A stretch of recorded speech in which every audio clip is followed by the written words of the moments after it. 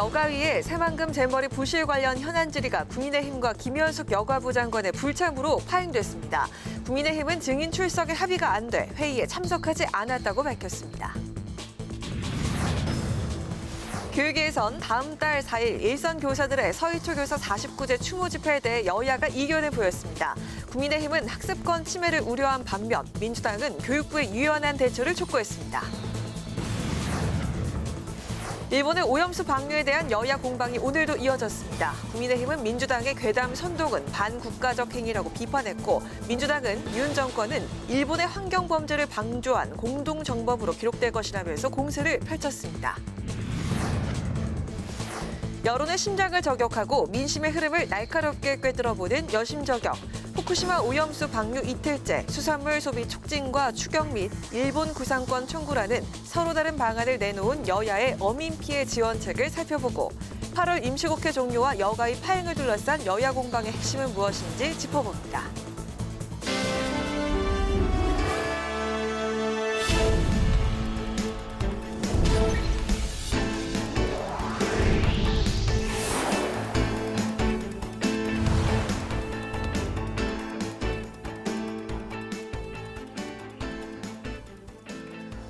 여러분 안녕하십니까? 8월 25일 금요일 국회 라이브 6 시작하겠습니다.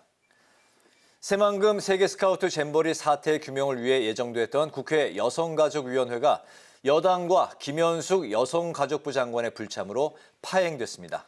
증인 채택을 놓고 여야가 이견을 좁히지 못한 건데요. 야당은 직무유기라고 반발하며 김현숙 장관의 불참 책임을 묻기 위해 해임 건의안을 검토하겠다고 밝혔습니다. 보도에 강민지 기자입니다. 잼버리 대회 부실 운영 문제를 들여다보기 위해 열린 국회 여성가족위원회. 여당과 잼버리 대회 주무부처인 여성가족부 장관 자리는 비어 있습니다. 국민의힘이 민주당의 대통령실 경호처장 출석 요구는 터무니없는 정치 공세라며 보이콧을 예고했고 결국 회의에 불참한 겁니다.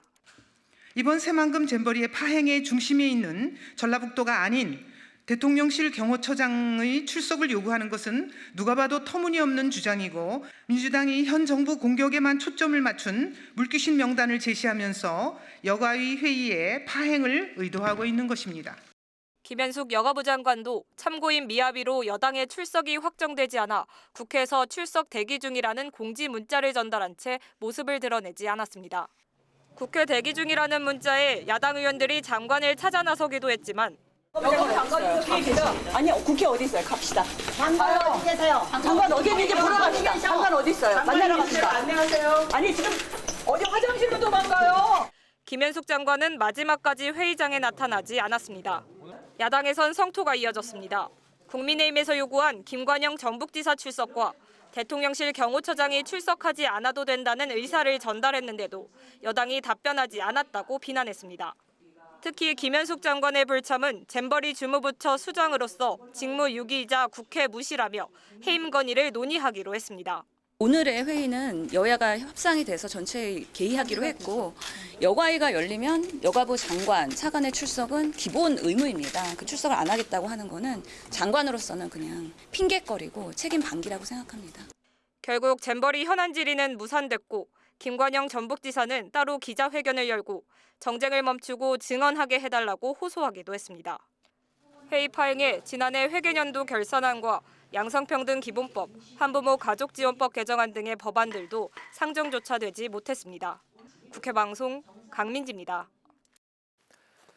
국회 교육위원회에선 서희초 교사 49제 일에 맞춰 일부 교사들이 논의 중인 9월 4일 공교육 멈춤의 날을 두고 여야가 공방을 벌였습니다. 정부와 여당은 학생이 평일에 학습할 권리를 보호해야 한다는 반면 야당은 교육부가 불법으로 규정할 게 아니라 유연하게 대처하라고 맞섰습니다. 김동희 기자입니다. 서울 서희초등학교 교사의 49일제인 9월 4일을 교사들이 공교육 멈춤의 날로 정해 집단 연가나 재량 휴업을 추진하는 움직임을 두고 국회 교육위원회 여야 위원들은 입장이 엇갈렸습니다. 더불어민주당은 공교육 멈춤의 날을 공교육 살리기의 계기로 삼아야 한다며 교육부가 교사들의 집단 행동을 불법으로 판단하고 조치하겠다는 건 신중하지 못한 것이라고 지적했습니다. 교실의 교육을 진짜 되살릴 수 있는 이런 일들을 만들 수 있는 분위기나 조치가 저는 가능해진다면 이거에 대해서 굉장히 저는 유연하게 대처해야 된다. 그러니까 그러면서 서희초 교사 사망 사건은 소수의 악성 학부모와 교사의 문제만으로 볼 수 없다며 입법 미비와 교육당국의 정책 미비가 근본 원인이라고 주장했습니다. 반면 국민의힘은 교사들이 주말 집회 등에서 의사표현을 할 수는 있지만 평일에 수업을 놔두고 거리로 나온다면 학생들의 학습권이 침해될 수 있다고 우려했습니다.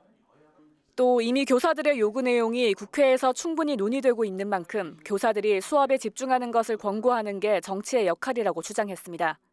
우리 이제 책임 있는 저는 이제 정치라면 선생님들이 거리로 나오지 마시고 일단 학업에 전념하고 이 국회와 시도교육청이나 이런 쪽에 노력하는 걸 지켜보면서 이주호 교육부 장관도 교사들의 49제 의사는 공감하지만 학생들의 학습권 보장을 위해 다른 방식으로 추모해야 한다며 반대했습니다. 전쟁 때도 교육이 멈추지 않았습니다. 교권 회복에 대한 그 공감대는 지금 충분히 공감을 하고 있기 때문에 수업에 멈춤 없이 교권 회복이 될 수 있는데 다 함께 동참할 수 있도록 노력하겠습니다. 앞서 교육부는 9월 4일 공교육 멈춤의 날을 불법 집단 행동으로 규정하고 정상적 학사 운영을 저해하려는 것이라며 제동을 걸었습니다. 또 추모 집회를 위한 재량 휴업 전환이나 집단 연가 사용은 허용되지 않는다는 취지의 공문을 각 학교에 보내고 집단 행동에 나선 교원들에 대해 원칙에 따라 대응하겠다고 예고했습니다. 국회 방송 김동희입니다. 후쿠시마 원전 오염수 방류가 시작되면서 여야의 대립이 극한으로 치닫고 있습니다. 국민의힘은 수산물 지키기 간담회를 열고 야당의 선동을 비판했고 민주당은 오염수 투기 중단을 주장하는 광화문부터 대통령실까지의 국민 행진을 개최했습니다. 한규미 기자의 보도입니다. 국민의힘은 수협중앙회에서 우리 수산물 지키기 현장 간담회를 개최하고 민주당이 괴담을 통해 반국가 행위를 하고 있다고 비판했습니다. 죄 없는 청정한 우리 해역에서 잡히는 우리 수산물에 방사능 색칠을 해서 어민과 수산업 종사들의 생계에 심대한 타격을 주는 일은 결코 허용될 수 없는 일이며 반국가적 행위에 다름 아닙니다. 또 김 대표는 야당이 괴담과 선동으로 막연한 불안감을 부추긴다며 정치적 이득 얻기에만 골몰하고 있다고 지적했습니다. 국민의힘은 국민 생명에 해가 된다면 방류를 중단하겠다는 입장입니다. 민주당은 광화문 광장에서 대통령실이 있는 용산까지 행진하며 정부의 오염수 방류 허용을 비판했습니다. 대통령과 정치의 제1의 책임이 무엇이겠습니까? 국민의 생명과 안전을 지키는 것 아닙니까? 윤석열 대통령 지금까지 핵오염수 해양 투기에 대해서 무슨 말씀하시는 거 들어보셨습니까? 민주당은 안전이 보장되지 않으면 하지 않는 것이 과학이라며 지금이라도 일본 정부의 방류 중단을 요구해야 한다고 촉구했습니다. 민주당은 주말에도 한국프레스센터 앞에서 후쿠시마 오염수 해양 투기 규탄 범국민 대회를 개최하고 장외 투쟁을 이어가기로 했습니다. 국회 방송 한규미입니다. 윤석열 대통령이 오늘 이동관 방송통신위원장의 임명안을 제거했습니다.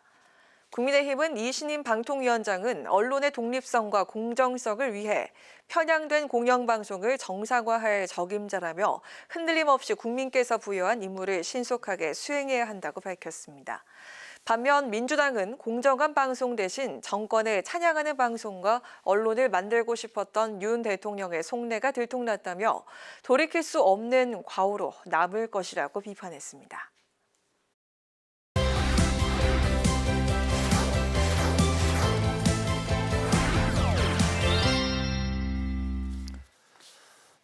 네, 한 주 동안 있었던 정치권 이슈를 콕콕 집어서 정리해드리는 순서 주간 이슈픽 코너입니다.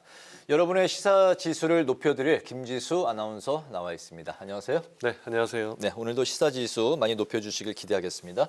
네, 첫 번째 이슈픽 살펴볼까요? 네, 첫 번째 이슈픽 함께 보시겠습니다. 오염수 방류 30년 플러스 알파입니다. 네. 어제 오후 1시부터 이제 일본 정부가 오염수를 방류하기 시작했죠. 이제 네. 134만 톤을 30년 동안 이제 방류를 하는데 이 방류를 하고 있지만 또 새로 만들어지는 오염수가 있거든요. 네. 이 오염수까지 또 더해서 방류를 해야 되기 때문에 네. 이 계획된 30년보다 더 길어지는 것 아니냐 이런 우려가 나오고 있습니다. 네, 말씀하신 대로 이제 어제 오후 1시부터 오염수 방류가 이제 시작이 됐는데 현재 이 과정으로 인한 여야 대치 상황부터 살펴볼까요? 네, 그렇습니다. 여야가 격하게 대치를 하고 있는데요. 일단 일본이 내년 3월까지 이 134만 톤 중에서 2.3%를 방류할 계획인데 한 3만 톤, 3만 1,200톤 정도 됩니다. 네. 여야의 공방이 그래서 이번 주 내내 격화됐는데요.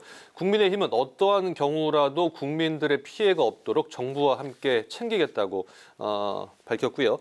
민주당이 이전에도 광우병이나 사드 괴담으로 국민에게 재산 피해를 입혔다며 이재명 대표의 방탄을 위해서 허위 선동으로 민생을 파탄내고 있다고 비판을 했습니다. 또 가짜뉴스 선동으로 인해서 피해를 입은 어민들을 위해서 2천억 원의 예산을 마련하겠다고 밝혔습니다. 이 반면 민주당은 일본의 오염수 방류가 제2의 태평양 전쟁으로 기록될 것이라며 모든 피해는 일본 정부의 책임이라고 주장을 했고요. 특히 일본이 기어이 환경 전범의 길을 선택을 했고 윤석열 정권이 일본의 환경 범죄를 방조한 이 공동 정범으로 기록될 것이라고 밝혔습니다. 한편 민주당은 이 장외 투쟁에도 집중을 하고 있는데요.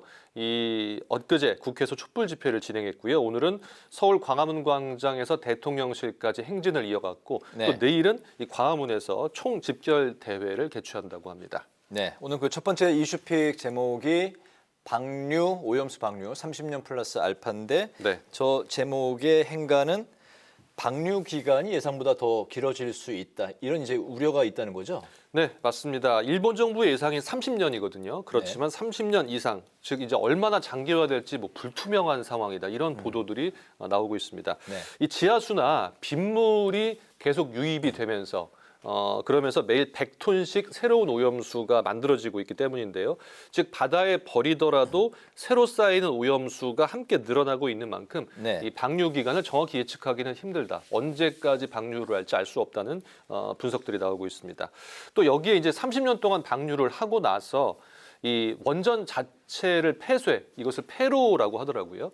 폐쇄를 해야 되는데 네. 한 2051년 정도 예상을 하고 있는데 그 원전 폐쇄를 해야 되는 원전 안에 이 고방사성 물질이 많기 때문에 네. 사람은 물론 로봇이 들어가도 지금 쉽지가 않은 상황입니다. 아, 그렇군요. 예, 아마 이런 또 로봇이 들어가서 빼내는 기술들을 더 개발을 해야 될 것 같은데요. 이런 부분들이 쉽지 않은 것으로 전해지고 있습니다. 사실 뭐 한 치 앞도 내다보기 힘든데 30년 후에 뭐 이거를 뭐 종료 가능하겠다. 이거는 사실 그 시점에 가봐야 하는 게 당연한 그렇습니다. 것 같은데 예. 어쨌든 2051년 앞으로 30년 후에 폐류는 폐로는 예. 그때 좀 가봐야 되는 이제 불확실성의 상황이다. 이런 가운데 이제 정부가 오염수 방류 모니터를 철저히 하겠다는 입장을 밝혔는데 네. 또 민주당은 후쿠시마 4법을 당론으로 채택하면서 현재 팽팽히 맞서고 있는 상황이죠. 네, 우리 정부가 일본 정부와 합의한 내용을 담화문으로 발표를 했습니다. 우리 측 전문가를 현지 IAEA 사무소에 파견해서 상황을 점검하고요. 또 일본 측이 방류 데이터를 1시간에 한 번씩 업데이트해서 우리 쪽에 제공을 하기로 했다. 이렇게 밝혔습니다. 네. 한편 민주당은 후쿠시마 오염수 대응 안전조치 4법을 당론으로 채택을 했는데요. 방사성 물질 노출 우려가 있는 수산물 수입을 포괄적으로 금지하는 내용인데 이에 따르면 지금은 이제 후쿠시마현을 포함한 8개 현의 수산물이 금지가 되는데 앞으로 일본산 수산물 전부가 수입 금지될 수도 있고요. 또 방류를 하고 나서 다른 지점, 뭐 태평양이라든지 뭐 다른 지점에서 이 방사능 물질이 검출이 된다면 그 지역 수산물도 수입 금지 조치가 필요할 수 있다. 뭐 이런 내용들이라고 합니다. 이 결국 앞서 말씀드린 대로 새로 쌓이는 오염수는 물론 원전 폐쇄 자체도 불투명하기 때문에 오염수 방류 종료 시점은 앞서 말씀드린 대로 이제 알 수가 없는 상황이고요. 이에 따라 이 방류를 반대하는 민주당과 이 방류 이후에 철저하게 후속 검증을 하겠다는 정부와 여당이 맞서면서 앞으로 뭐 대치는 계속되지 않을까 싶습니다. 네, 두 번째 이슈픽으로 넘어가 보겠습니다. 어떤 내용일까요? 네, 오늘 발표된 내용이죠. 이동관 임명 전국 급랭입니다. 네. 이동관 방통위원장 후보자를 이제 방통위원장으로 윤 대통령이 임명을 강행을 했습니다. 원래 이제 오늘 어제까지죠. 어제까지가 청문보고서 채택 시한이었는데 그것이 이루어지지 않으면서 네. 임명을 강행했고 앞으로 여야 대치는 이에 따라서 더 장기화될 것이다, 악화될 것이다 이런 분석이 나오고 있습니다. 대통령이 이제 재송부 요청이 있으면서 이제 주 후반에 임명이 될 거다 이런 이제 예측이 있었는데 네. 그대로 이제 그 상황이 전개가 됐습니다. 그동안 이제 이동관 후보자를 둘러싸고 정치권이 이제 시끄럽지 않았습니까? 이 후보자 임명에 대해서 여야 그 어떤 입장일까요? 네, 국민의힘은 이동관 후보자 이제 위원장이 됐죠. 위원장이 네. 방송, 공영방송 정상화의 적임자다. 그리고 민주당 등 야당은 이 방송을 장악하기 위해서 이 국회를 무시한 처사다 이렇게 비판을 했는데요. 네. 이 국민의힘은 논평에서 방송위원장 자리를 공석으로 둘 수 없어서 이 결단을 내릴 수밖에 없었다며 이동관 위원장이 언론의 독립성과 공정성을 위해 이 편향된 공영방송을 정상화할 적임자라고 밝혔습니다. 반면 민주당은 브리핑에서 아들의 학교폭력 무마와 방송 장악 이력 등 갖가지 의혹에도 또 이 국회의 반대에도 윤 대통령이 이 후보자의 임명을 강행했다 이렇게 주장을 했고요. 네. 결국 윤 대통령이 임기 1년 3개월 만에 국회 동의 없는 16번째 인사를 탄생시켰다며 이 대통령에게 협치라는 두 글자가 있는지 의문이라고 밝혔습니다. 또 정의당도 비판의 가세를 했는데요. 강은미 원내 대변인도 브리핑에서 언론 자유의 재앙 그리고 민주주의의 파괴였던 그 5공화국으로의 퇴행이다. 참담함을 금할 수 없다고 밝혔고요. 특히 이동관 방통위원장 임명은 이 전 방송의 윤영 방송화 또 전 신문의 국힘당 기관지화라며 강하게 비판을 했습니다. 네, 이동관 이제 방통위원장이 임명이 되면서 방통위는 당분간 2명 2인 체제로 이제 운영이 되는 건가요? 그렇죠. 원래 5인 체제가 이제 정상화되는 것인데 2인 체제로 운영이 됩니다. 김효재, 김현 상임위원이 3년 임기를 마치고 이제 최근에 퇴임을 한 상태고요. 네. 이상인 위원 1명만 남게 되면서 윤 대통령 더는 지체할 수가 없다고 판단을 해서 이번 임명을 강행한 것으로 보이는데요. 일단 이제 이동관 위원장이 정해지면서 이동관 또 이상인 위원 이렇게 함께 2인 체제가 됐습니다. 다만 오늘 과방위 소속의 민주당 의원 12명과 또 무소속 박완주 의원까지 가세해서 기자회견을 열었는데요. 5인 합의체인 방통위인데 앞으로 이 2명 체제에서 이 2명이 의결하게 될 안건은 모두 무효라며 절차적 정당성의 문제를 제기했고요. 이동관 체제에서 벌어질 방송 장악과 언론 탄압 모두 윤 대통령의 책임이라고 비판을 했습니다. 앞으로 이 나머지 방통위원 3명이 추가 임명이 돼야 현재가 5기고 이제 6기 방통위 구성이 마무리되는데요. 네. 이렇게 이동관 위원장 임명이 강행되면서 6기 방통위 구성에 어려움을 겪는 것은 물론 여야 대치가 격화되면서 전국이 급속도로 얼어붙을 것이다. 이런 전망이 나오고 있습니다. 자, 세 번째 이슈픽 마지막으로 가볼까요? 네, 함께 보시겠습니다. 민주당과 검찰의 시간차, 오늘 세 번째 이슈픽입니다. 네. 어제 본회의에서 8월 임시국회 회기가 이제 오늘까지로 정해지면서 이제 내일부터 한 일주일 가까이 비회기 기간이 만들어졌고요. 31일까지인 거죠? 그렇죠. 네. 9월 정기국회가 시작되기 전까지인데요. 이에 따라서 이 검찰이 이재명 대표에 대한 구속영장을 청구하는 그 시점에 대한 결정만 남은 상황입니다. 네, 검찰이 이제 어떤 결정을 내릴지 이제 주목이 되고 있는데 어제 그 본회의에서 민주당의 주도로 8월 임시국회 일정이 이제 정해졌습니다. 여기에 대해서 이제 국민의힘이 반발했죠? 네, 그 언제 회기를 종료할지 민주당과 국민의힘이 평행선을 달리고 있었는데요. 말씀하신 대로 어제 이 8월 임시국회를 종료하는 안건이 민주당 주도로 통과가 되면서 비회기 기간이 만들어졌습니다. 국민의힘 의원들은 본회의장 좌석에서 이 피켓을 붙이며 항의를 하기도 했는데요. 그동안에 국민의힘은 8월 말까지 쭉 이어가자 그리고 민주당은 오늘까지 25일까지 이제 회기를 마치고 비회기 기간을 두자고 대립을 했었는데요. 네. 이재명 대표에 대한 구속영장이 청구될 경우에 이 회기 중에 표결했는데 만약에 부결이 되면은 방탄 비판을 받게 되고요. 또 가결이 되면 친명계 반발이 나올 수 있기 때문에 뭐 두 가지 경우 다 민주당 입장에서는 부담이었다, 정치적 부담이 될 거다 이런 분석이 있었는데요. 결국 민주당 주도로 일주일 가까운 비회기 기간이 만들어진 겁니다. 그렇군요. 비회기 기간에 이제 구속영장을 신청해달라. 오히려 민주당이 이제 먼저 그 영장을 청구해달라고 이제 그 요청을 한 상황인데 네. 그 여당 쪽에, 그 검찰 쪽에 검찰이 8월에 영장을 청구하기는 실질적으로 좀 힘들어 보인다고요. 네, 시간적 물리적으로 힘든 상황이라고 전해지는데요. 네. 검찰이 백현동 의혹과 그 대북 송금 의혹을 묶어서 이 검찰이 영장을 청구할 것이라는 관측 보도가 나오고 있는데요. 대북 송금 의혹과 관련해서 검찰이 30일 다음 주에 출석을 하라고 이재명 대표에게 통보를 했는데 이 대표는 다음 주에 당무 때문에 시간이 없다. 지금 네. 이런 입장을 밝힌 상태입니다. 그러니까 이 대북 송금 의혹까지 병합을 해서 하려면 이제 출석도 하고 조사도 받고 해야 되는데 그런 어떤 물리적인 시간이 8월 안에 끝내기는 쉽지 않다. 이런 분석들이 나오고 있고요. 그래서 말씀하신 대로 8월은 힘들고 9월에 영장 청구가 유력할 것이다. 이렇게 전해지고 있습니다. 9월 1일 정기국회가 이제 그럼 시작되지 않습니까? 그 후에는 이제 12월 초까지 쭉 정기국회가 이어지기 때문에 체포동의안 표결은 피할 수가 없게 되고요. 결국 이재명 대표의 이 검찰의 소환 조사 일정과 그리고 영장 청구 시점이 이 어떤 하반기 정치 지형에 큰 변수가 될 것이다. 이런 분석들이 나오고 있습니다. 네, 또 추석 전이 분기점이 될 것이다. 이런 그 시선도 나오고 네. 있네요. 맞습니다. 오늘 주간 이슈픽 역시 오늘도 시사 지수가 많이 높아졌습니다. 네, 김지수 아나운서와 함께했습니다. 수고 많았습니다. 네, 고맙습니다.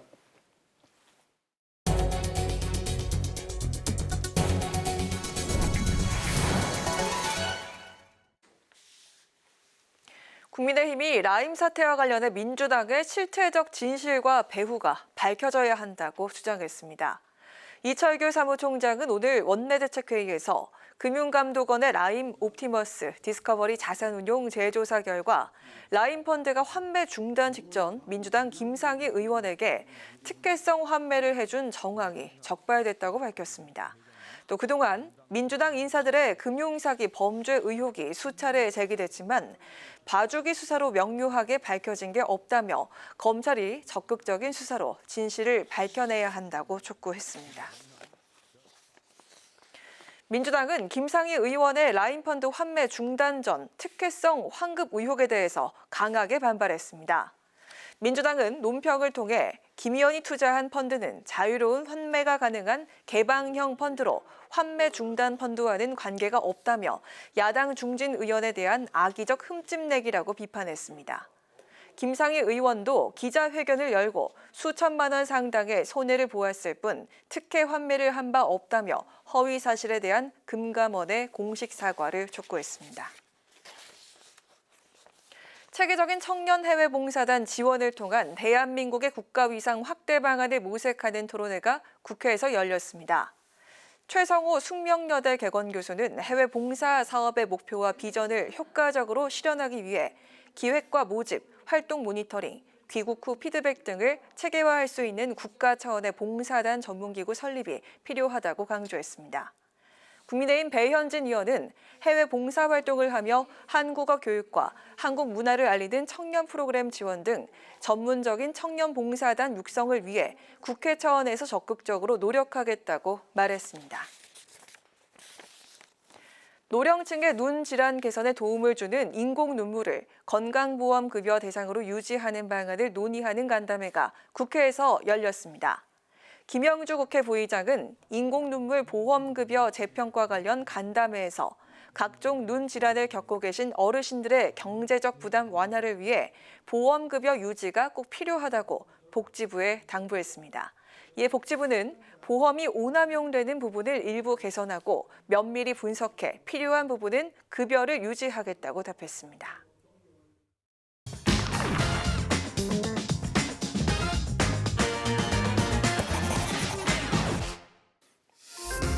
신동진의 정치노트.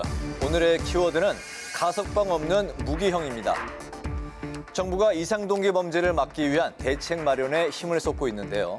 한덕수 국무총리는 지난 23일 흉악범죄자에 대한 가석방 없는 무기형 도입을 공언했습니다. 강력 범죄를 제어할 수 있는 처벌과 다양한 사법적 조치를 강구하겠습니다. 가석방을 허용하지 않는 무기형 도입을 추진하고 공중 협박, 공공장소 흉기 소지 등에 대한 처벌 규정을 신속히 신설하겠습니다. 가석방 없는 무기형은 말 그대로 가석방을 허용하지 않는 무기징역을 뜻하는데요. 사형제가 폐지될 경우 이를 대체할 수 있는 대안으로 꼽혀왔었죠. 법무부는 흉악범죄에 대응하기 위해서 관련 조항을 형법에 신설하겠다고 입법 예고한 상황인데요. 앞으로 무기징역을 가석방이 허용되는 것과 그렇지 않은 것으로 구분하고 또 선고할 때부터 가석방 허용 여부까지 확정하겠다는 겁니다. 가석방 없는 무기형의 도입은 하지만 수용자의 기본권 침해가 있을 수 있고 교화 가능성을 차단한다는 점에서 반대의 목소리도 나오고 있습니다. 독일이나 유럽 인권재판소 이런 데서도 보면은 가석방 없는 종신형이 이제 인권 존엄에 부합하지 않는다라고 이제 판단했다라고 하는 이제 이야기도 있고 그래서 사후적인 거긴 하지만 이게 이제 실질적인 예방 효과가 있을 것인가라고 하는 데 대한 많은 논란이 있는 것도 사실이잖아요. 그리고 인권 문제를 말씀하셨는데 최근에 지금 상황은 저는 가해자 인권보다는 피해자와 유족의 인권을 먼저 생각해야 될 때라고 보고요. 그리고 예방 효과의 문제도 흉악범죄를 저지를 잠재적인 이 피해자들에게 이 처벌로 인해 가지고 더 이상 당신에게 인생 기회 없을 거다라고 메시지를 주는 것 그게 좀 무용하다고 생각하지는 않습니다. 그렇다면 현재 우리나라 가석방 제도는 어떻게 돼 있는지 살펴볼까요? 현행법에 따르면 20년 이상 복역한 무기수와 형기의 3분의 1을 넘긴 유기수가 모범적인 수용 생활을 했다면 가석방 대상이 될 수 있는데요.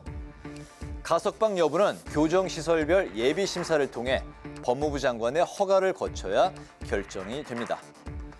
지난해 법무부가 발표한 교정통계연보에 따르면 2012년부터 2021년까지 연평균 무기수 가석방 인원은 10.5명으로 징역 10년 이상을 선고받았던 유기수의 가석방 인원은 연평균 149명에 달했는데요. 특히 가석방된 무기수는 2017년부터 두 자릿수로 오르며 2018년에는 40명이 가석방 되기도 했습니다. 특별 사면과 감형까지 합치면 조기 출소한 인원은 더 많을 것으로 추정되고 있는데요. 이렇듯 현행법에 따른 무기수의 가석방 인원이 늘어나자 조정훈 시대전환 대표는 형법 개정안을 발의한 상황입니다. 무기수의 가석방 기준을 20년에서 25년으로 늘리고 무기수가 가석방된 후 보호관찰 기간을 10년에서 15년으로 늘리자는 건데요. 무기수의 조기 출소가 끊이지 않자 피해 유족의 우려는 더욱 커지고 있는 실정입니다. 보복 범죄에 대한 두려움은 우리 모두에게도 발생할 수 있다고 생각합니다. 가석방의 그 가능성이 열리는 그 순간부터 피해자와 피해자 가족은 두려움에 떤다고 생각합니다. 그래서 이런 것들을 좀 막아야 된다고 생각하고요. 미국의 경우에 거의 모든 주는 가석방 없는 종신형을 인정하고 있습니다. 거기다가 27개 주의 경우에는 사형제도 병존하고 있죠. 그런데다가 유럽 내에서도 가석방 없는 종신형을 인정하는 경우가 굉장히 많다는 점 말씀드리고요. 한동훈 장관의 말처럼 현재 가석방 없는 무기형을 도입하고 있는 나라는 미국과 영국, 네덜란드 등 일부 국가에서만 운영되고 있는데요. 독일과 프랑스, 이탈리아의 경우에는 사형제를 폐지하면서 가석방 없는 무기형을 도입했지만 행정상의 문제와 인권 침해 논란으로 다시 가석방이 가능한 무기형으로 일원화하기도 했습니다. 이상동기 범죄 예방을 위한 고심은 깊어지고 있지만 대안에 대해서는 공감과 우려가 혼재하는 상황인데요. 근본적 대책을 마련하기 위해선 이상동기 범죄들에 대한 원인을 정확히 구분하고 그에 따른 전반적인 정책 시스템 개선이 우선돼야 하지 않을까 싶습니다. 지금까지 신동진의 정치 노트였습니다.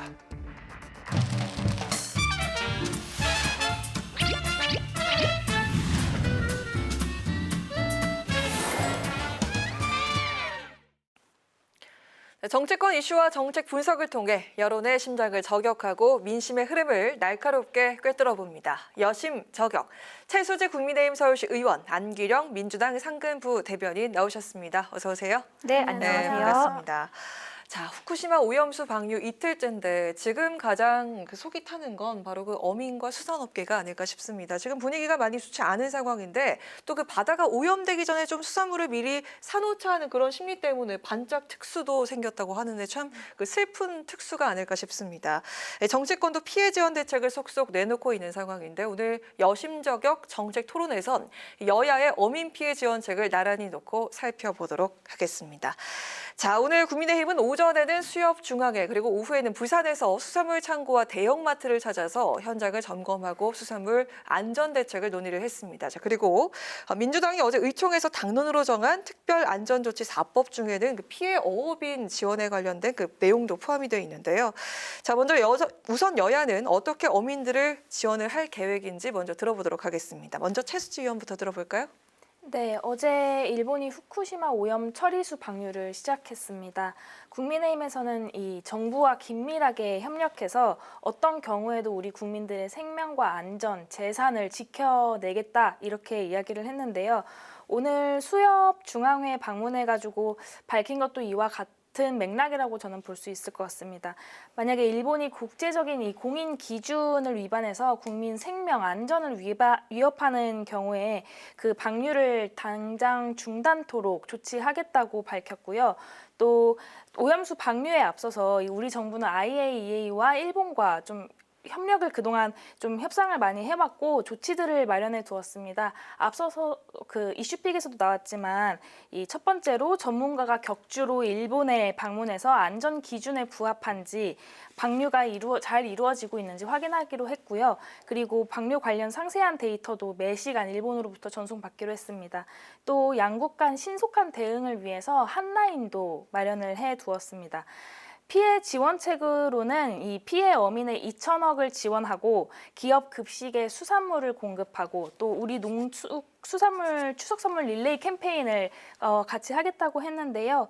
또한 이 국민 불안이 좀 계속되는 상황에서 후쿠시마산 어패류는 수입을 원천 금지하겠다 또 이렇게 밝힌 걸로 알고 있습니다. 네, 야당 측은 어떤 지원 계획이 있을까요? 네, 일단 안전성이 100% 담보되지 않은 원전 오염수의 해양 투기는 저지하는 것이 유일한 대책이기 때문에 일본 정부의 해양 투기를 이제 철회하기를 촉구하는 움직임을 동시에 하면서 그다음에 이제 국민적 피해를 예방하고 최소화하기 위한 법을 4가지 발의를 했습니다. 먼저 오염수 노출 우려가 있는 수산물에 대한 수입을 금지하는 법적 근거를 마련하기로 했고요. 또 농수산물의 원산지 표시를 강화하기로 했습니다. 농수산물의 가공품 같은 경우에는 이 가공품을 만든 국가만 표시되고 원료는 표시되지 않거든요. 네. 그래서 이제 원산지 표시를 강화하는 장치를 마련하기로 했고요.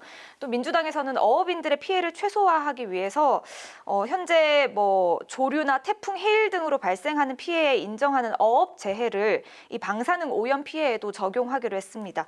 그리고 어업인뿐만 아니라 횟집을 경영하는 소상공인이나 수산물을 가공, 유통하는 업자들의 이제 피해도 지원하기 위해서 기금을 마련하기로 했는데요. 이 기금 마련을 위해서 일본 정부의 구상권을 청구할 수 있도록 하는 법적 근거도 마련하기로 했습니다.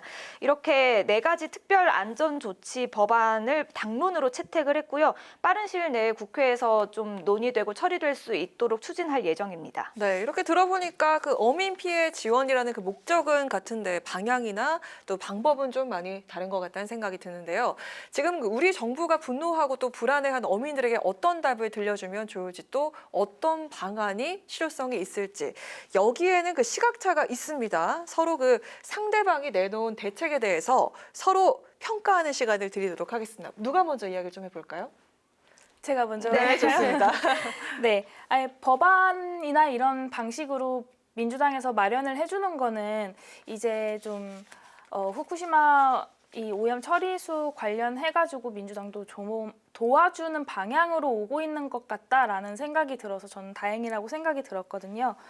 하지만 지금 민주당에서는 이 우리 해역 안에 있는 죄 없는 청정한 우리 수산물까지도 조금 방사능 색칠한다라는 이야기가 나올 정도로 어민이나 수산업 종사자들의 생계에 좀 심각하게 타격을 주고 있는 상황입니다.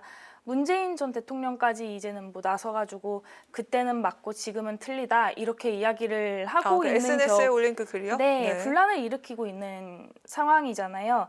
이게 저는 사실 추경으로 이 기금을 마련해가지고 지원을 하겠다라고 이야기를 하셨는데 어물쩍 그냥 껴넣어가지고 추경을 계속 이야기를 하는 게 아닌가라는 걱정도 들었고 사실 추경 같은 경우는 이제 본 예산이 곧 시작할 텐데 이거는 좀 논외여야 하지 않을까라는 생각이 들었습니다. 네, 이렇게 지원 대책을 내놓은 민주당이지만 사실 피해가 없는 우리나라 그 어민들을 위협하는 건 민주당 측이다 이렇게도 이야기를 하고 있습니다. 네, 민주당이 이렇게 4가지 법안들을 내놓은 것은 국민의힘과 정부를 돕기 위한 것이 아니고요. 우리 국민들을 돕기 위한 것입니다. 국민들을 도와야 할 정부 여당은 오히려 일본 정부를 돕고 있죠. 일본 정부의 대변인 역할을 하고 있지 않습니까? 오히려 원전 오염수 해양 투기를 방조하면서 그 책임을 국민들에게 돌리고 있습니다. 기업 급식에 수산물을 공급하겠다. 그 공급을 늘리겠다. 그리고 추석 선물에 수산물을 많이 돌리자. 이게 뭡니까? 먹어서 안심하자, 뭐 선물해서 안심하자 이런 예전에 일본에서 일어났던 움직임과 같은 것이라고 봤고요. 특히나 기업 급식에 수산물을 늘리는 방안을 보고 저는 조금 직장인들을 볼모로 잡는 행태로 느껴져서 참담한 심정이 들었습니다. 국민이 뭐 실험 대상이 되라는 말입니까? 그리고 이전에 국민의힘 장제원 의원이 노량진 수산시장에 갔을 때 기자가 일본산 물고기도 한 마리 사시죠 했더니 끝까지 국내산만 꼭 집어서 먹었습니다. 이건 국민의힘조차 일본산 수산물의 안전성을 믿지 못한다는 얘기 아닙니까? 그리고 다른 의원은 횟집에 가서 수돗물을 손으로 떠마시는 기괴한 모습을 연출을 했습니다. 지금 국민의힘이 내놓은 이런 대책들은 쇼는 쇼일 뿐이고요. 국민은 절대 속지 않는다는 말씀을 꼭 드리고 싶습니다. 네, 민주당이 정부를 돕는 게 아니라 국민을 도우려고 한 것뿐이다 이렇게 말씀하셨고 네, 지금 사실 오해를 하고 계시는데 이 기업에다가 그 급식에 수산물을 납품하겠다 뭐 이런 것들은 일본산을 납품하겠다는 게 아니고 우리 청정한 우리 것들을 납품하겠다는 거거든요. 이 얘기는 꼭 드리고 싶었습니다. 그러면 우리 수산물의 안전성을 담보할 수 있습니까? 아무도 100% 안전성을 담보하지. 지금 우리 수산물을 못 믿겠다는 말씀을 하시는 거세요? 벌써 우리 국민들은 우려를 해서 뭐 수산물을 못 사겠다 이런 목소리도 뉴스에서 나오고 있지 않습니까? 일본에서 원전 오염수를 해양 투기해도 우리 수산물이 오염되지 않을 거라고 정부 여당이 이야기를 하고 있는데 이건 명백한 가짜 뉴스입니다. 특히나 오염수가 우리 해역에 도달할 수 있는 연구 결과도 나오지 않았습니까? 그러니까 안전성을 100% 담보할 수 없기 때문에 이 해양 투기는 사전에 저지하는 것이 완벽한 대책이라는 말씀입니다. 우리 수산업자를 죽이고 계시는 거예요. 이런 말씀을 하심으로써. 그거야말로 정부 여당이 우리 수산물 소비를 이렇게 뭐 야당에서 줄인다고 하면서 그거야말로 괴담을 유포하는 거라고 저는 말씀을 드리고 싶습니다. 네, 지금 정부 여당에서는 그렇게 말씀을 하고 있지만 실제로 우리 국민들과 어민들은 그렇게 느끼지 않고 있잖아요. 네, 좋습니다. 저 이렇게 공방이 이어지고 있는 이 대목이 있는데요. 추가해서 하실 말씀 있으시면 서로 좀 더 그 각자의 방안에 대해서 평가하는 시간 가져보고 다음 질문 가도록 하겠습니다. 추가로 하실 말씀 있으십니까? 네, 후쿠시마 오염 처리수는 물론 달갑지 않은 것은 사실입니다. 그거는 확실해요. 하지만 이 막연한 공포로 국민을 선동하고 불안감을 조장하고 이런 것은 우리 수산물까지 방사능으로 색칠해가면서 좀 할 말은 아니다라는 생각이 들었습니다. 네, 자 이렇게 한마디 드리자면 공포를 좋습니다. 조장하는 게 아니고요. 우리 국민들을 실질적인 공포로 지금 밀어넣고 있는 건 정부 여당이라고 말씀드리고 싶습니다. 네, 아니 정당한 국민들의 우려를 이야기하는 것이 괴담이고 선동입니까? 일본 내에서도 지금 후쿠시마 원전 오염수를 해양 투기하면 안 된다라는 목소리가 나오고 있습니다. 그러면 그것도 거짓 선동이라고 말씀하실 건가요? 저는 그렇게 볼 수 없다고 생각하거든요. 네, 서로 그 상대가 국민들의 불안감을 높이고 있다라고 이렇게 주장을 하고 계신데 각각 이유도 다르고 지금 두 분께서 말씀하신 이 내용이 지금 이 자리 밖에서도 여당과 야당이 치열하게 싸우고 있는 그런 얘기가 아닐까 싶습니다.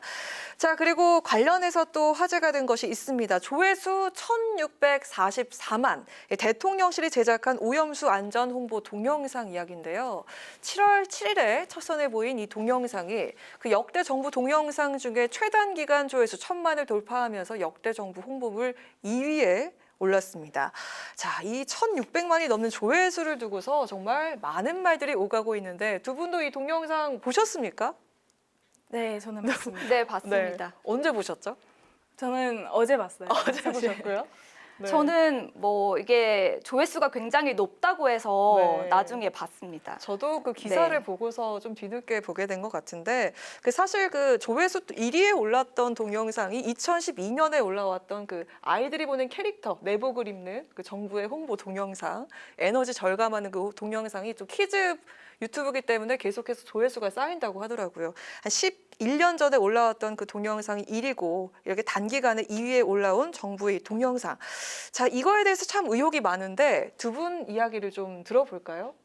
먼저 네. 안 대변인. 조회수가 1,600만이 넘었다고 하죠. BTS도 아니고 블랙핑크도 아니고 속이는 것도 적당히 해야지. 이런 것이야말로 바로 대통령실의 가짜뉴스 유포, 선동, 거짓 괴담 유포라고 봅니다. 우선 영상 조회수가 단기간에 1,600만 회를 넘으면서 뭐 이게 실화냐라는 이야기가 나왔습니다. 이 영상 제작 자체는 4천만 원이 들지 않았다고 해요. 하지만 홍보비에는 10억 원이 책정이 됐습니다. 그러니까 유튜브에서 적극적으로 광고를 붙여서 조회수가 오른 것인데 대통령실이 10억 원이나 들여서 뭐 이렇게 일본 원전 오염수의 해양 투기를 홍보해줬어야 됐나, 쓸데없이 돈을 낭비했던 것 아니냐 이런 비판이 나오고 있습니다. 내용도 문제입니다. 이 오염수 해양 투기를 왜 우리 정부가 홍보하고 있느냐, 일본 정부 대변인도 아니잖아요. 그리고 이 내용이 문제가 되는 게 이렇게 우리 대통령실이 안전하다라고 하면 후쿠시마 수산물을 수입하는 근거가 없어집니다. 안전한데 왜 수입을 안 합니까? 그러니까 우리 정부가 방향을 대단히 잘못 잡았다라는 말씀을 드리고 싶습니다. 네, 문체부는 여러 의혹에 대해서 사실 무근이다라고 이야기를 하고 있죠. 네, 이 영상 제작비 3,800만 원은 대통령실에서 나왔고 그리고 지금 문체부에서 이 홍보 예산 10억을 투입한 것으로 알고 있습니다. 이 광고 제작 자체에 대해서 조금 이야기를 드리자면 과학의 영역이고 과학적으로 과학 범주의 안에서 이 사실관계를 다루고 있는 정부 부처가 이것을 이야기를 하기 위해서 국가 예산의 한 주머니를 같이 쓰는 거잖아요. 그래서 이거 제작하는 것 자체는 문제가 아니라고 생각을 하는데 지금 조금 논란이 되고 있는 부분은 이 1,600만 명의 조회수가 과연 가능했던 것이냐, 이게 뭐 혹시 만들어낸 조회수가 아니냐 이런 이야기까지 나오고 있잖아요. 근데 문체부 여론과장이 인터뷰한 내용을 보니까 이 광고를 투입하면 조회수는 당연한 산출물이다 이렇게 설명을 했더라고요. 그래서 이 광고 영상도 오랜 일정 시간 이상을 보면은 조회수로 카운트가 된다고 합니다. 네, 다만 여기에 대통령실 예산이 과연 투입된 것은 저는 사실 옳았던 것인가 고민을 조금 해봐야 될 필요가 있다고 개인적으로 느끼고요. 네. 어민들 피해가 지금 상당하다고 이야기가 계속해서 나오고 있는데 이 객관적인 사실관계에 대한 설명은 뭐 하고 싶었던 건 이해가 가지만 다른 방법이 분명히 좀 존재하지 않았을까 생각이 들었습니다. 네, 뭐 조회수가 높은 것 자체에 문제가 없지만 막대한 예산이 투입됐다는 것 자체에는 약간의 문제가 있어 보인다 이렇게 정리를 해주셨습니다. 자, 아무쪼록 후쿠시마 오염수 방류를 둘러싼 여야 공방이 참 장기전이 될 것 같은데요. 모쪼록 여야 정치권이 한마음으로 어민과 수산업계 그리고 국민의 안전을 위한 대책 마련에 나서주길 바라겠습니다. 자, 이제 다른 공방으로 넘어가 볼까 하는데요. 마지막까지 일정 합의를 도출하지 못했던 8월 국회가 오늘로써 종료가 됩니다. 어제 야당은 8월 국회를 오늘 조기 종료하는 안건을 강행 처리했는데요. 여당은 이재명 대표 체포한 표결을 피하려는 꼼수라고 맹공을 퍼붓고 있습니다. 초유의 회기 단축. 자, 이번에 어느 쪽부터 성공을 할까요? 어디부터 들어볼까요? 먼저 하십시오. 먼저 하시죠. 네. 최 의원님. 사실 이 회기 변경이 여야 합의 없이 본회의 안건으로 야당 단독으로 처리가 된 거는 정말 전무후무하다 얘기를 하고 같고 앞으로도 절대 있어서는 안 되는 일이 아닌가 생각이 듭니다. 그간 이재명 대표 체포동의안 표결에 붙이는 거 피하려고 좀 검찰에 비회기 내 구속영장 청구를 요구해 왔었잖아요. 네. 이게 표결을 피하겠다고 회기까지 좀 단축시켜버리다니 좀 놀랍다라는 생각이 들었고 추경을 해야 한다. 지금 너무 시급하다라고 계속해서 주장을 하더니 이제는 임시 국회 회기까지 입맛에 맞게 줄여버리는 게 좀 맞는 방향이었을까 안타깝다라는 생각이 들었습니다. 네, 꼼수라는 비판이 계속 일고 있는 건 사실인 것 같습니다. 네, 8월 임시국회 일정은 이재명 대표와 관련된 것이 아니고 윤석열 정부의 검찰과 관련된 것이라고 보는 게 맞는 것 같습니다. 검찰은 제1야당 대표에 대해서 2년 넘게 아주 집요하게 수사를 계속해서 해놓고 이 체포동의안을 정치적으로 활용하는 모습을 보이고 있거든요. 그러니까 이 검찰의 정치적 목적에 맞대응하는 차원이라고 보시는 게 맞을 것 같습니다. 그리고 이재명 대표는 불체포 특권을 내려놓겠다고 이미 국민들 앞에서 약속을 했습니다. 네. 그래서 비회기 때 피하지 않고 영장 실질 심사를 받겠다 약속한 상황이거든요. 그러니까 검찰이 더 이상 이 국회, 특히 야당을 시험대에 올리지 않았으면 좋겠습니다. 만약에 체포동의안이 부결되면 방탄이라고 또 민주당을 공격할 거 아니겠습니까? 그리고 만약에 체포동의안이 가결되면 민주당이 분열됐다고 하면서 정치적인 타격을 주려고 하는 것이잖아요. 그러니까 다시 한번 말씀드리자면 이 8월 임시국회 일정은 검찰의 꼼수와 관련된 것이고요. 검찰의 행태를 봤을 때 민주당도 정치적인 결단을 할 수밖에 없었을 것으로 보입니다. 검찰의 꼼수라고 말씀을 하고 계십니다. 네. 근데 이게 사실 체포동의안이 본회의에 표결로 올라가는 게 다 맞는 수순이잖아요. 지금까지 해왔던 관행이고. 근데 이게 가결되면은 이게 본회의에 올라가게 되면은 친 이재명파 아니면은 비 이재명파 개파 갈등이 생기고 네. 저번에 수박 색출을 한다 이런 문제점들이 좀 눈에 보이고 또 부결될 것이 눈에 뻔한데 부결되고 나면은 또 이재명 방탄 국회다 이런 이야기가 나올 것으로 예상이 되니까 피한 것은 저도 이해가 가는데 이건 다만 다수당이 본인들의 원하는 방향대로 가기 위해서 횡포였고 꼼수였다라는 비판은 좀 피할 수 없을 것으로 보입니다. 말씀하신 그 부분을 정확히 검찰이 노린 것 같고요. 그리고 사실 8월 임시국회 일정은 여야가 합의해서 결정을 할 수 있습니다. 민주당에서는 애초 25일까지를 이야기를 했고 그리고 다음 주 월요일, 화요일에는 민주당의 전체 의원들이 참석하는 워크숍이 있습니다. 그래서 이런 일정들을 들어서 국민의힘과 계속해서 조정을 시도했는데 국민의힘도 정치적인 결정을 한 것이죠. 국민의힘이 받아주지 않으면서 어쩔 수 없이 민주당 단독으로 처리할 수밖에 없었다라고 이해해 주시면 좋을 것 같습니다. 네. 자, 또 오늘 국회에선 때 아닌 숨바꼭질과 추격전이 벌어졌는데요. 여가위에 나오지 않은 김현숙 장관을 찾기 위해서였습니다. 결국 오늘 그 잼버리스트 현안 질의를 할 예정이었던 여가위 전체 회의는 여당과 김현숙 장관의 불참으로 파행이 됐습니다. 참고인 합의가 되지 않았다는 여가부 측과 또 장관은 의무 참석해야 하는 그 국무위원이라는 야당 어느 쪽 말이 맞는 건지 싶은데 김 장관이 또 그 국회 경내 대기 중이라는 그 알림 공지가 뜨자 화장실에도 추격전을 하고 그런 일이 있었다는 기사도 봤습니다. 어느 쪽 말이 맞는 겁니까? 자, 이야기 먼저 들어볼까요? 네, 먼저 화장실 추격전 이야기를 네. 하셔가지고 그걸 먼저 이야기를 하고 싶은데 야당 의원님들이 막 쫓아가시면서 도대체 지금 어디를 가시는 거예요 하면서 쫓아가는 영상을 저도 봤거든요. 네. 근데 그렇게까지 꼭 사람 인권도 없이 하셨어야 했나 아쉽다는 생각이 들었고 일단 여야가 합의한 전체 회의 일정 같은 경우에는 장관이 필수적으로 참석을 해야 됩니다. 이 불참 사유서 제출하지 않은 경우를 제외하고는 당연히 앉아 있어야 하는 자리였는데 저는 좀 그거는 이 잼버리 주무부처 장관으로서 앞에 나가서 성실하게 이야기하고 또 사과도 필요하다면 꼭 했어야 하는 게 아닌가라는 생각이 들었고요. 그리고 잼버리 관련해서 증인 채택 안 됐다고 해가지고 참고인 때문에 좀 회의에 나오지 않은 것으로 알고 있는데 묻지마 범죄가 요즘 너무 많고 신림동 사건 등 좀 여성 피해자 사망까지 이른 이런 관련 범죄들 때문에라도 열렸어야 하는 게 아닌 것인가 좀 안타깝다라는 생각이 들었습니다. 네, 오죽하면 야당 위원들이 찾아갔겠습니까? 숨기고 싶은 게 너무너무 많아서 장관까지 숨겼다라는 말이 나오고 있습니다. 국민의힘이 출석을 요구했던 김관영 전북도지사와 또 잼버리 공동조직위원장인 민주당의 김윤덕 의원은 회의장 앞에서 대기를 하고 있었거든요. 그런데 김현숙 장관은 모습을 보이지 않았죠.